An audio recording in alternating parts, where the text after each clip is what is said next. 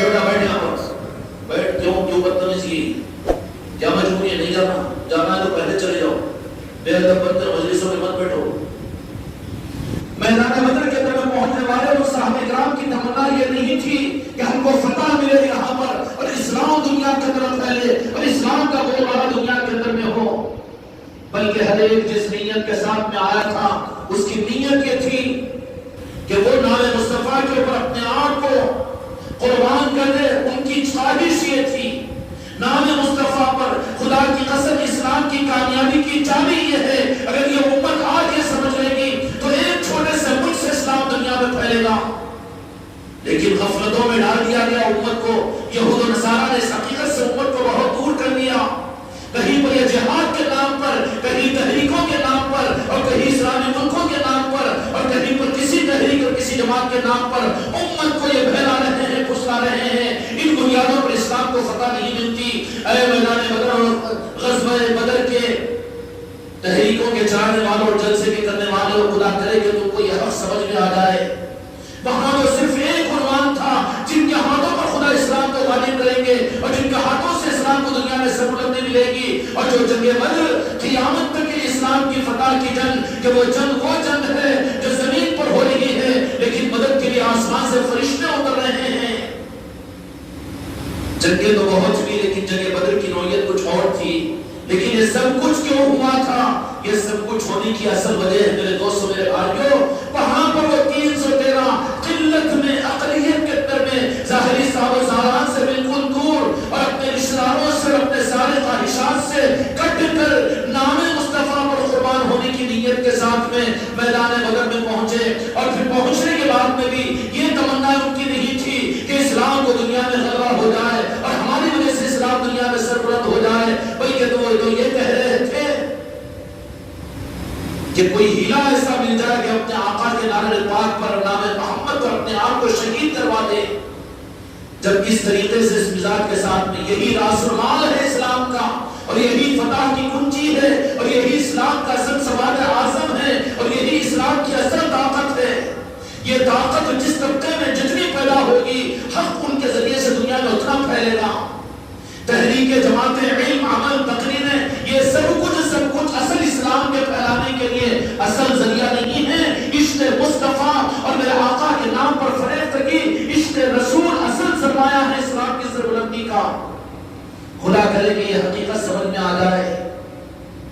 اگر یہ حقیقت سمجھ میں آئے گی اور اگر یہ قبولیت تک پہنچ جائے گی تو علم میں دل نہیں لگے گا، ظاہری اسباب میں دل نہیں لگے گا، ظاہری اعمال میں دل نہیں لگے گا، اور ظاہری مسجدوں میں دل نہیں لگے گا، ظاہری خانقاہوں میں دل نہیں لگے گا، اور ظاہری درس بخاری میں دل نہیں لگے گا، بلکہ اندر کا وہ عشق اس کو تو میرے آقا کا محبوب بنا کر وہ ایسی فرفتگی اس کے طرف پیدا کرے گا. مولانا جلال الدین رومی رحمۃ اللہ علیہ کی حدیث کی خدمات، اور کتنی بڑی حدیث کی خدمتوں کے نظام ان کے، لیکن جب یہ عشق مصطفیٰ کا دروازہ ان کے لیے کھلا تو شمس تبریز کے دیوانے بن کر وہ عشق مصطفیٰ کی لگن میں وہ جلا ہے، تو پھر گلیوں اور جنگلوں میں خواب چھانتے ہوئے پھرے ہیں. اس لیے وہ باکمال بنے کہ آج کتنے محدثین، کتنی خدمتیں، سب کا انکار نہیں کیا جائے گا. لیکن مولانا جلال الدین رومی رحمۃ اللہ علیہ کی مثنوی شریف، جس کو اپنوں نے نہیں، اپنے تو اس زمانے میں، فکروں کے زمانے میں درس نظامی سے نکالنے کی تجویز سے پیش کی گئی ہے، لیکن یہود و نصارہ اور امریکہ کو جلال الدین رومی رحمۃ اللہ علیہ کی مثنوی شریف کو فارسی کا قرآن کہتا ہے. قرآن کیا ہے؟ عشق مصطفیٰ کی کتاب ہے، محبت مصطفیٰ کا درس ہے. یہ نہیں ہے تو پھر قرآن کا وہاں حق نہیں ہے، کچھ اور ہے، کچھ اور تجارت ہے. میرے بھائیوں، میدان بدر کے اندر میں 313 پہنچے. میرے آقا کے بارگاہ میں انہوں نے کہا کہ یا رسول اللہ، ہم آپ کے ہیں، ہم کامیابی کے لیے، فتح کے لیے، یہ تمنا ہمارے دلوں میں نہیں، اپنی اولاد کو واپس جانے کا کوئی جذبہ نہیں اور کوئی اور جذبہ نہیں. ہمارا جذبہ تو یہ ہے کہ ہم آپ کے نام پر اپنے آپ کو شہید کر دیں. میرے آقا نے اپنے جانثاروں کے جذبے کو دیکھا تو رب کی بارگاہ میں کہا کہ یا اللہ، مجھے ناز ہے ان پر، اور تو بھی ناز کر ان پر، اسلام کو بھی ناز ہوگا قیامت تک. 313 کا عنوان دے کر امت کو جنونی جہادی بنانے والوں، ذرا سن لو کو 313 کی حقیقت کیا تھی. ان میں سے ہر ایک نام مصطفیٰ پر قربان ہونے کا نقشیداری تھا. کہنے لگے یا اللہ یہ میرے ہیں, مجھ پر قربان ہونے کے لیے آئے ہیں, انہیں واسطہ کچھ اور نہیں ہے, کوئی اور نظام ان کے سامنے نہیں تھے. تو رب العالمین کی بارگاہ میں میرے مصطفیٰ نے کہا کہ یہ میرے ایسے کہ مجھ پر قربان ہونے کو تیار ہے, میری محبت میں اپنوں کو چھوڑا, اپنے خاندان کو چھوڑا, اپنے اولاد کو چھوڑا اور سب کو چھوڑ کر میرے بنکر میدان بدر میں آئے, اور یہی ان کے ذریعے سے میں میرے دین کو اور میرے حق کو دنیا میں قیامت تک کے لیے زندہ کروں گا. اللہ تو اگر آج ان کی مدد نہ کرے تو یہ زمین پر قیامت تک کوئی تیرا نام لینے والا نہیں رہے گا.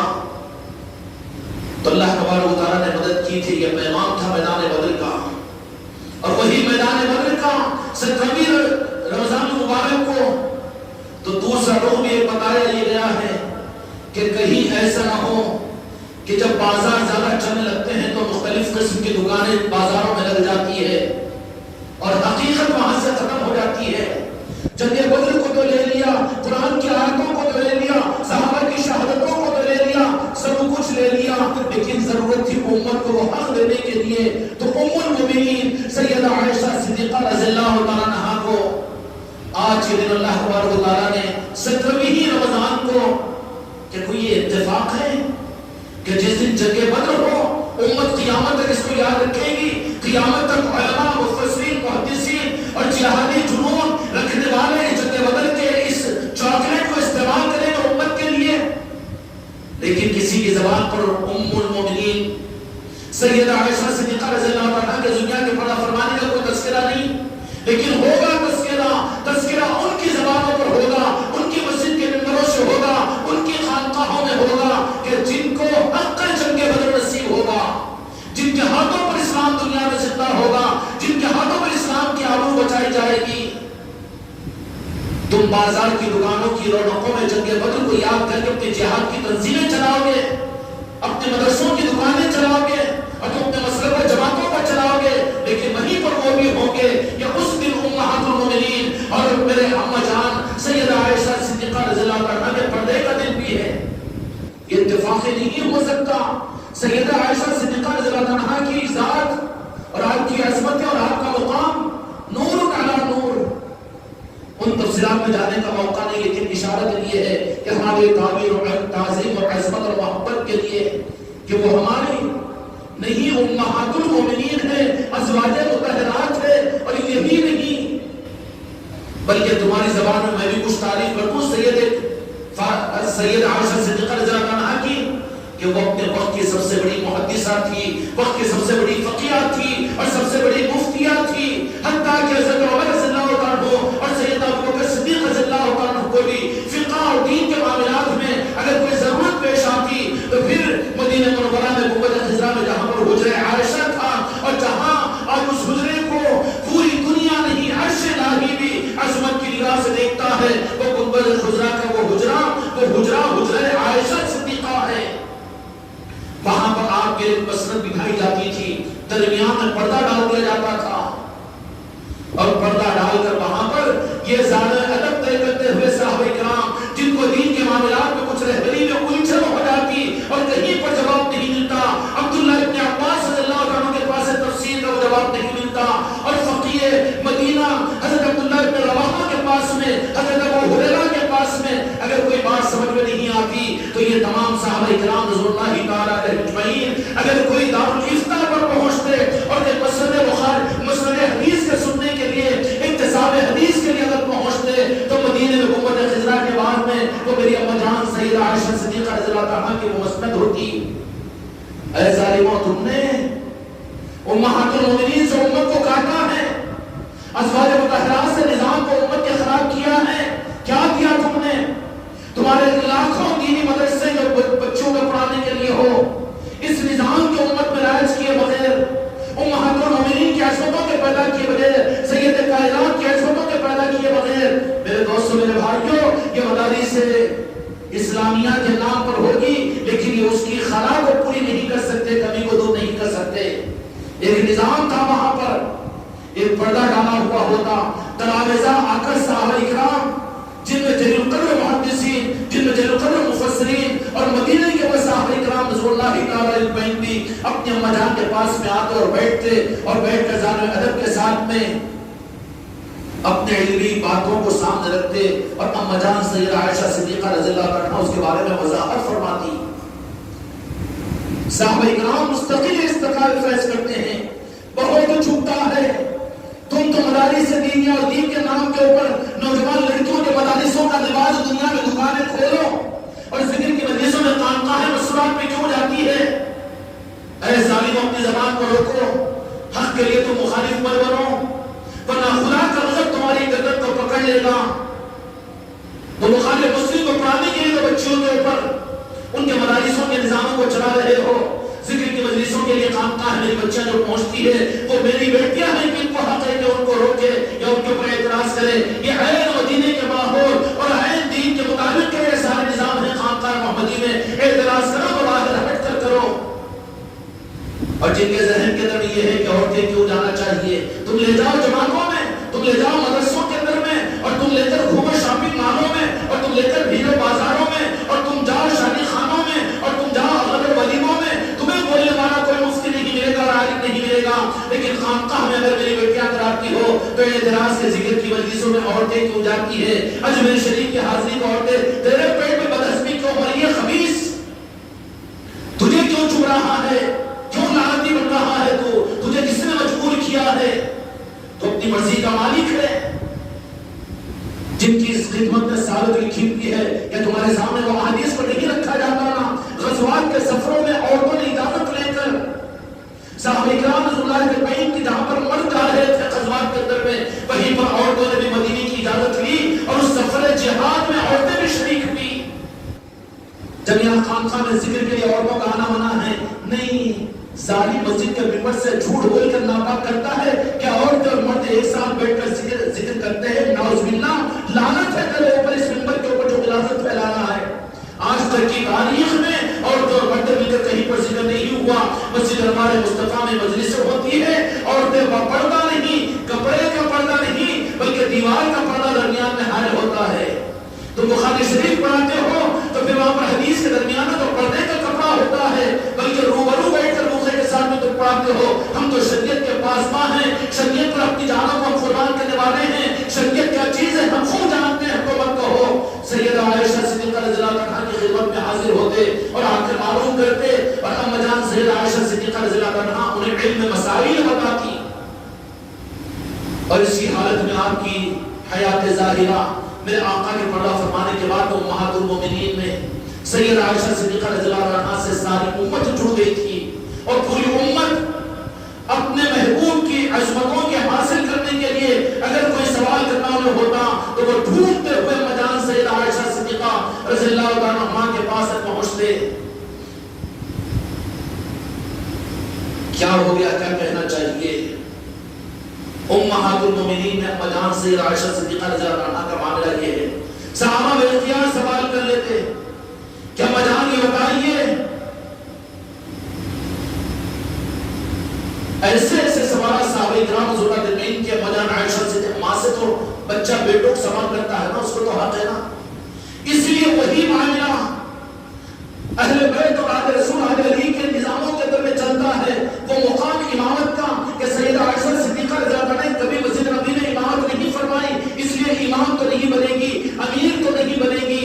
لیکن امت کو سنبھالنے کے لیے امت کی بیٹیوں کو اپنی ذمہ داری محسوس کرنی چاہیے، بالخصوص خانقاہ محمدی کے وابستگان کے لیے. وہ اس معاملے کے اندر میں اور ان کے واٹس ایپوں کی مجلس سے مولویوں کے بیانات سن کر گھبرا نہ ہو کہ تراویح میں عورتیں کیوں جاتی ہے، ذکر کی مجلسوں میں کیوں جاتی ہے. نہیں، عورتوں کی بھی ذمہ داری ہے کہ جو بات اگر کہیں پر الجھن کی بات آتی ہے تو صحابہ اکرام اما جان عائشہ صدیقہ رضی اللہ عنہا کے پاس پہنچے اور ماں سمجھ کر انہوں نے بلا جھجک سب کچھ معلوم کیا. احسان ہے سیدہ عائشہ صدیقہ رضی اللہ عنہا کا کہ 3/4 دین کی فقہ سیدہ عائشہ کی عطا کی ہوئی ہے. کیوں کہ دروازے کے باہر کا دین تو میرے مصطفیٰ نے صحابہ کو دیا تھا، لیکن ایک دین کا وہ حصہ جو زوجیت کا ہو، حق کا ہو، گھر کے اندر کا ہو، جو کچھ نظام ہوتے ہیں وہ کس سے ملا؟ وہ تو سیدہ عائشہ صدیقہ رضی اللہ عنہا سے ملا. امت کو کاٹ دو امہات المومنین سے. مسجدوں میں کیا ضرورت ہے؟ جنگ بدر کے جلسے کی ضرورت ہے ظالم. اما جان عائشہ صدیقہ رضی اللہ عنہا کی عظمت کے محفل کی ضرورت نہیں ہے تجھے. امت کو حق سے کاٹ رہا ہے، اپنی مسئلہ کو جماعتوں سے جوڑ کر اپنی دکانیں چلانے کی چکر میں ہے. تیری نیت خراب ہے دین کے معاملے کے اندر میں. پوری امت سیدہ عائشہ صدیقہ رضی اللہ عنہا سے اس طرح سے جڑی ہوئی کہ بیٹو سوال کر لیتے کہ اماں جان میرے آقا کے اخلاق کیا تھے. بخاری اور مسلم کے حدیث میں روایت مل جائے گی. تو اماں جان نے کیسا مسکرانہ جواب دیا کہ تم نے قرآن پاک نہیں پڑھا بیٹو، تم نے قرآن پاک نہیں پڑھا. جو قرآن پاک ہے وہی تو تمہارے میرے آقا کے محبوب کے اخلاق ہیں، وہی تو چلتا پھرتا قرآن ہے میرے مصطفیٰ کی زندگی. کس سے معلوم کیا تھا؟ اماں جان سے معلوم کیا تھا. اسی طریقے سے مریدین کے لیے اگر قابل ہو تو پیرانی ماں سے بھی وہ مرید پوری احتیاط کے ساتھ میں اگر کسی معاملے میں چونکہ رمز اور قربت کے اعتبار سے ماں زیادہ واقف ہوتی ہے، اس کے لیے مریدوں کو بھی اس بات کی گنجائش اس اعتبار سے فتنوں کے زمانے میں ہم اجازت نہیں دیتے. ہم تو اس بات کے بھی قائل نہیں کہ کوئی پیر محل سے کوئی پیر بھائی بات کرے. لیکن یہ بات نہیں کہنا کہ پیرانی ماں کیوں کہتے ہو، پیرانی بہن کیوں کہتے ہو. یہ رشتے پاک رشتے ہیں. جنہوں نے اس کو ناپاک کرنے کی کوشش کی خدا کی قسم و قبیض بنا کر ناپاک نکال دیے گئے. لیکن پاک رشتے ہیں. وہ رشتہ مدینے سے ثابت ہے، مدینے سے ثابت ہوتا ہے. اما جان عائشہ صدیقہ رضی اللہ عنہا کا معاملہ یہ کہ صحابہ کرام اور آپ کی دنیا سے پردہ فرمانے کے بعد پوری امت جب غمزدہ تھی تو اس وقت میں سنبھالنے والوں کی ضرورت تھی امت کو. تو جنہوں نے سنبھالا وہ بھی اما جان سیدہ عائشہ صدیقہ رضی اللہ عنہا کی ذات ہے. اتنا سنبھالا کہ میرے آقا کے پردہ فرمانے کے بعد میں کہا، مشورہ دیا گیا کہ اما جان کہیں اور منتقل ہو جاؤ. کہا کہ میرے سرکار کی دنیا سے پردہ فرمانے کے بعد میں اب وہ پردہ ہو چکے ہیں، لیکن ہمارے قلب کی آنکھوں سے وہ پردہ نہیں ہے. میں تو وہیں پر رہے گی اور وہیں پر رہے کر آپ کے حجرہ مبارکہ میں جیسے ظاہر میں آپ کے حیات مبارکہ میں آپ کی خدمت کیا کرتی تھی. کتنی خدمت کا اما جان نے حق ادا کیا. لاکھوں سلام ہو اما جان سیدہ عائشہ صدیقہ رضی اللہ عنہا پر کہ میرے مصطفیٰ نے اپنی خدمت کے لیے سیدہ عائشہ کا انتخاب فرمایا. جب آپ کی دنیا سے پردہ فرمانے کا وقت آیا، ربیع الاول کے مہینے سے شروع ہوا، سفر کے مہینے سے آپ کی بیماری کی حالت شروع ہوئی، تو آپ نے دیگر ازواج مطہرات سے مشورہ کیا کہ میں چاہتا ہوں کہ تم لوگ اگر اجازت دو اپنی سہولت کے لیے میں عائشہ صدیقہ رضی اللہ عنہا کے حجرے میں رہنا چاہتا ہوں. ساری میری امہات المومنین نے فرمایا کہ یا رسول اللہ آپ کی منشا اگر ہو تو ہم اس پر ایثار کرنے کو تیار ہے. آپ کو جہاں آرام ہوگا وہیں پر آپ رہیے.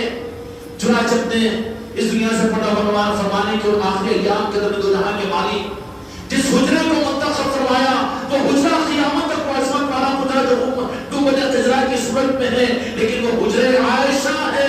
سیدہ عائشہ صدیقہ رضی اللہ عنہا کی عظمت کے لیے یہی کیا کم ہے کہ جو حجرہ آپ کا تھا وہ ڈوبہ خضرا رشک جنت ہے اور ملکوت کا کعبہ ہے کہ وہاں آ کر کعبے اس مدینے کے ڈوبہ خضرا کا طواف فرشتے کرتے ہیں. وہ اصل میں عائشہ حجرہ ہے.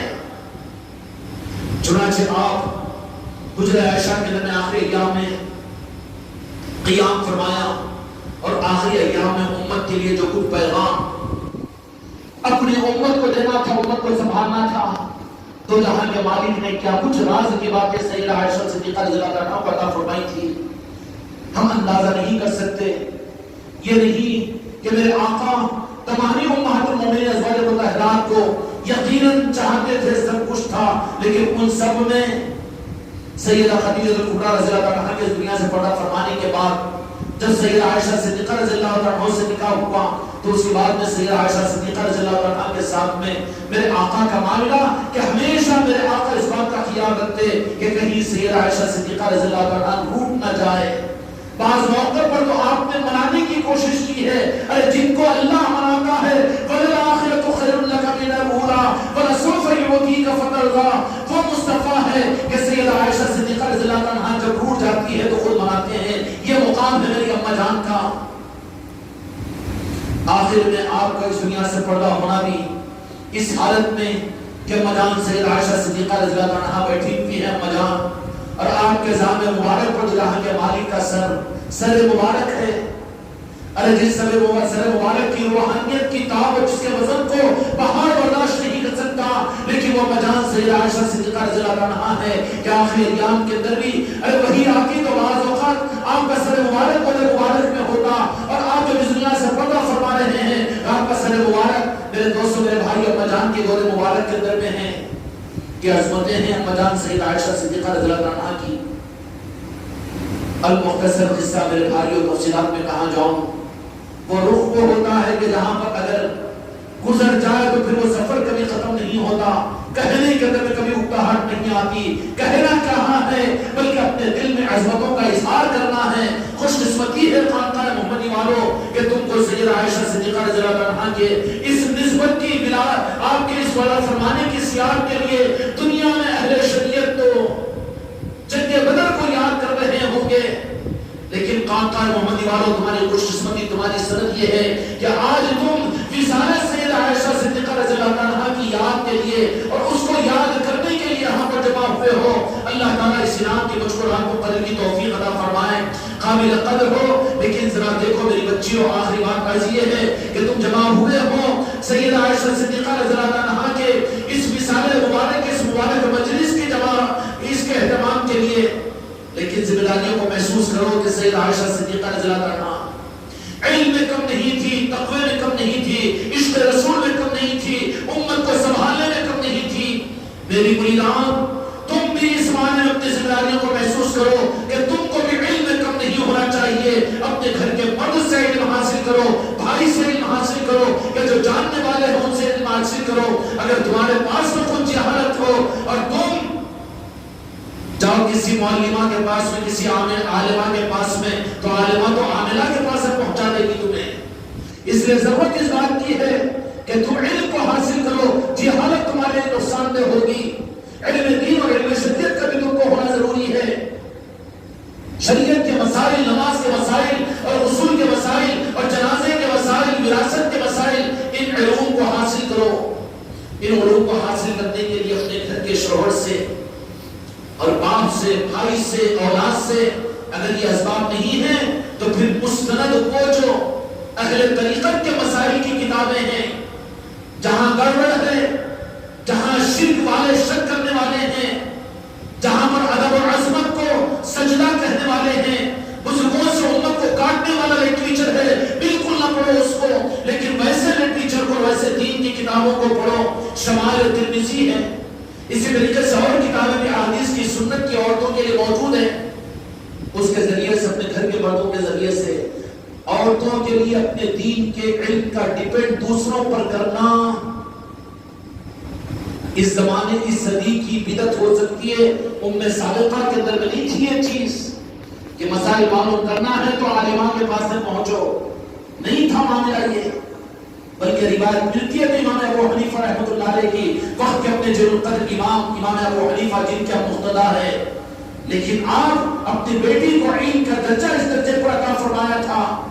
اور وہ امام جعفر صادق علیہ السلام کی نگاہ کرم کی خیرات تھی کہ وہ بیٹی امام ابو حنیفہ رحمۃ اللہ علیہ کے گھر میں پردے میں رہ کر کبھی بے پردہ ہو کر مدرسے کو نہیں گئی، بے پردہ ہو کر کہیں پر نہیں نکلا، اور کہیں واٹساپوں کے پر نہیں سنا، اور کہیں کتابوں کو کھدانے کے لیے لائبریریوں پر نہیں گئی. لیکن یہ فیضان مصطفیٰ اور فیضان اہل بیت تھا کہ امام جعفر صادق علیہ السلام کی وجہ سے آپ کی شہزادی کو اتنا علم عطا کیا گیا تھا کہ امام ابو حنیفہ رحمۃ اللہ علیہ خود دنیا میں ابو حنیفہ یعنی حنیفہ کے باپ سے آپ کا نام تو نعمان بن مالک ہے.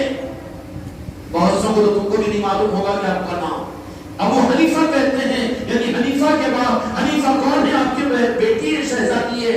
اے خانقاہ محمدی کی میری بچیوں، اپنے اندر میں علم کو حاصل کرو، اپنے اندر میں طریقت کے علوم کو حاصل کرو. تم منہ کے جو بن کر مت بیٹھا کرو، بلکہ تم عشق مصطفیٰ کا پیغام دوسروں کو دیا کرو اور دوسروں کو یہ سمجھایا کرو، خانقاہی نظام کو بتایا کرو، غوث خواجہ کے نظام کو بتایا کرو، مدینہ پاک کے نظام کو سمجھایا کرو، امہات المومنین کی عظمتوں کو بتایا کرو. تمہارا عنوان آپس ملاقات میں کپڑے اور چپل اور عید اور برات اور عقد اور ولیمہ، یہ رسم وہ حسم، یہ نہیں ہونا چاہیے. یہ برتھ ڈے اور گولڈ ڈے، یہ ڈے، ارے ڈے والے کہاں ہیں؟ تمہارا ذوق تو یہ ہونا چاہیے کہ جہاں دو بیٹیاں میری ملے تو وہاں پر غوث و خواجہ کے تذکرے ہو، عشق رسول کے تذکرے ہو، صحابیات کے تذکرے ہو، علم کے پڑھنے میں بھی تم ہلکے نہیں ہونا۔ میں میری بیٹیوں سے درخواست کرتا ہوں کہ آج نہیں ہے تو علم کو حاصل کرو، آپس میں مذاکرات کیا کرو اور آپس میں ایک دوسرے سے علم کو حاصل کیا کرو۔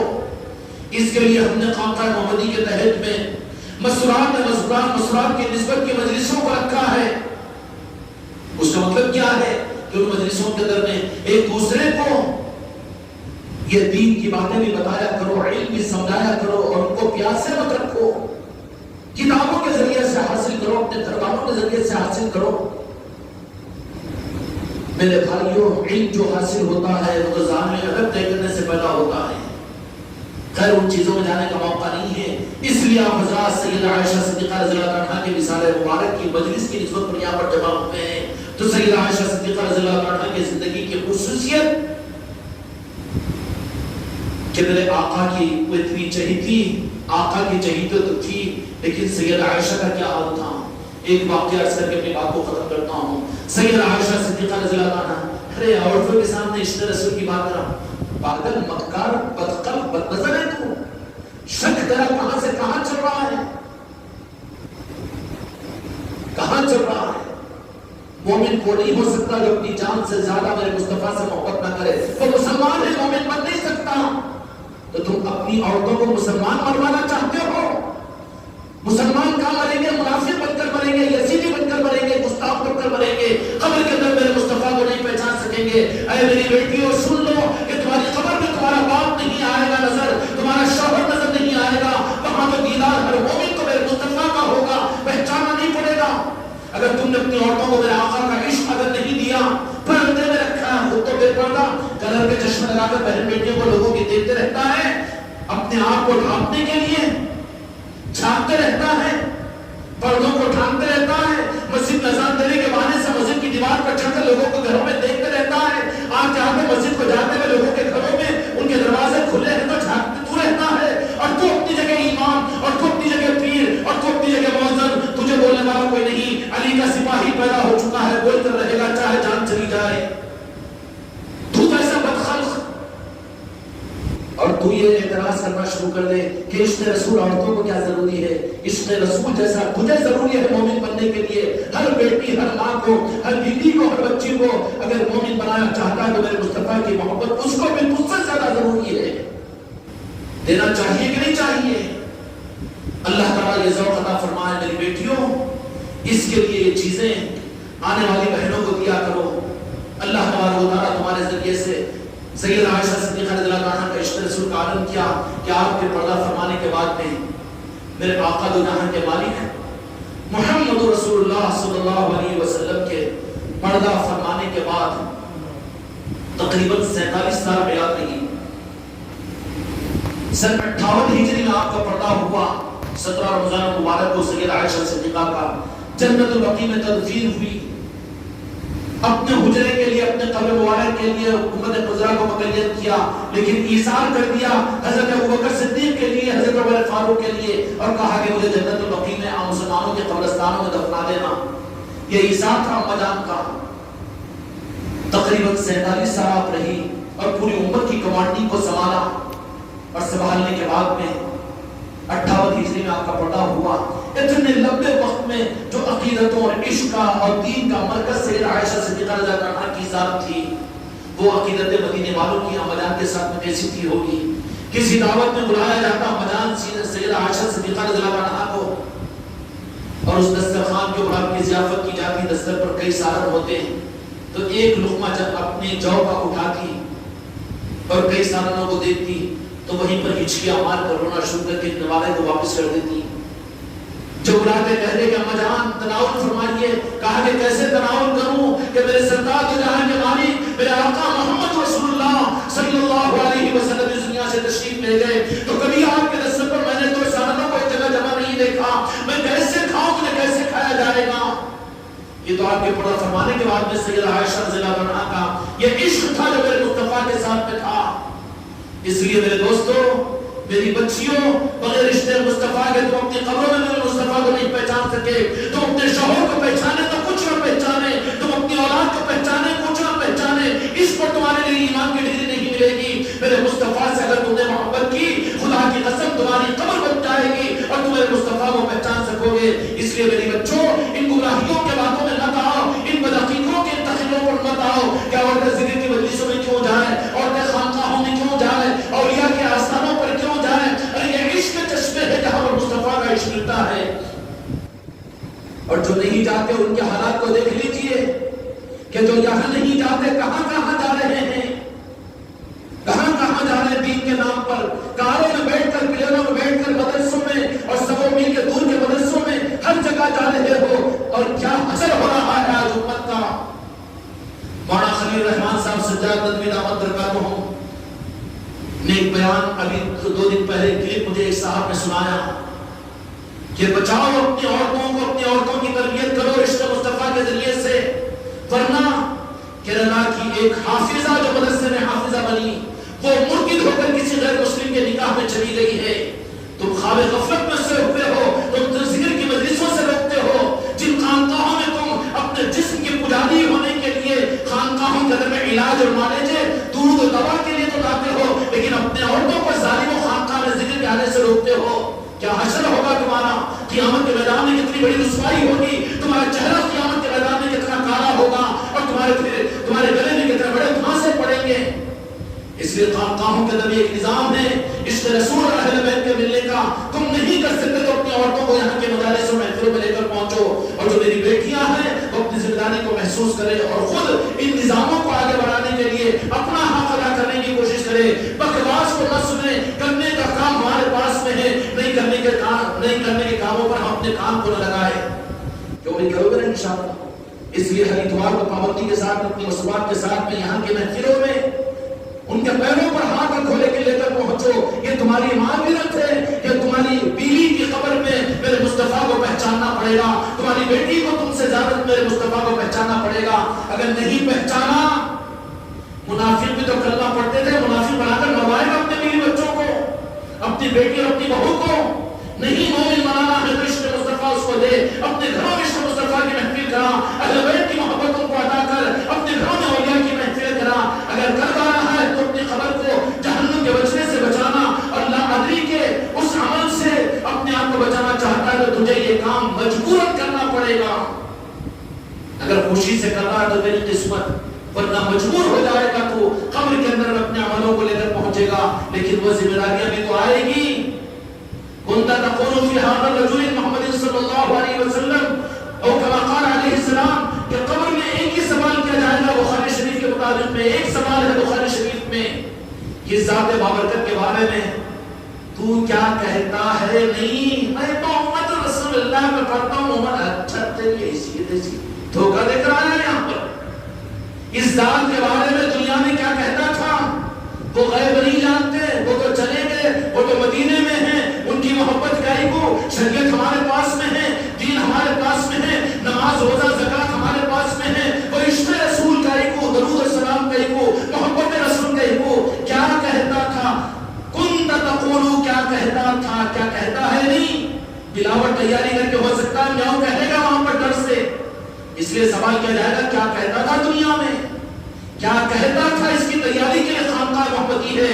لاؤ اپنے بچوں کو، اپنی عورتوں کو، اور دو عشق رسول، ورنہ پھر تمہارے لیے لا ادری کہنا تمہاری زبان پر آ جائے گا، نہیں جانتا نہیں جانتا نہیں جانتا، تو گرگٹ کو جیسا منڈی کچلتے ہیں نا، ان کی نکیر بڑے پرزوں سے تیری قبر میں تیری منڈی کو، میں نمازی نمازی نماز، جس نماز میں میرے مصطفیٰ کا دھیان نہیں، چل بازو رکھ، علم تیرے علم میں میرے آقا کی گستاخی، چل بازو رکھ، عمل منافق بھی کرتے تھے تو بھی کرنا تھا، کون سا کمال؟ حج اور عمرہ، ارے تو کیا منافق بھی کرتے تھے، جہاد کیوں کرتے تھے، تو کیا کیا، چل عشق مصطفیٰ کے بغیر آیا ہے دنیا کے اندر، محبوب کو تو نے جیسا ماننا ہے ویسا نہیں مانا، یہاں نہیں چلے گا، یا کہے گا کہ میں نہیں پہچانتا نہیں پہچانتا۔